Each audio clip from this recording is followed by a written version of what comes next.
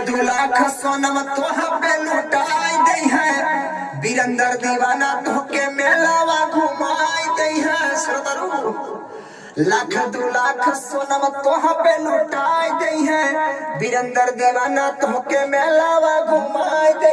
हासिम पारा जटापुर के लगवा कोहे आजा, बजाइब तोहर बाजा बलरामपुर में आजा, बजाइब तोहर बाजा बलरामपुर में आजा, बजाइब तोहर बाजा बलरामपुर में आजा, बजाइब तोहर बाजा।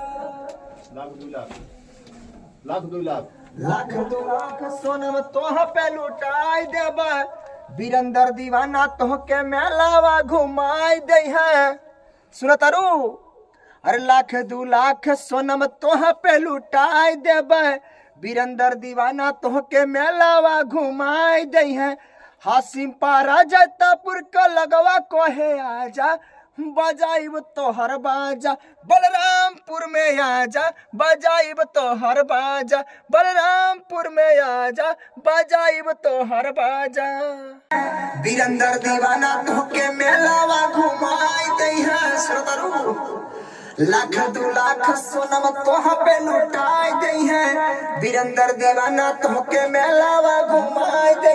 हासिम पारा जटापुर के लगवा कोहे आजा, बजाइब तोहर बाजा बलरामपुर में आजा, बजाइब तोहर बाजा बलरामपुर में आजा, बजाइब तोहर बाजा बलरामपुर में आजा, बजाइब तोहर बाजा। 1,00,000 सोनम तोह पे लुटाई देब, वीरेंद्र दीवाना तोहके मेलावा घुमाई दे है। सुनतारू अरे 1,00,000 सोनम तोह पे लुटाई देब, वीरेंद्र दीवाना तोहके मेलावा घुमाई दे है।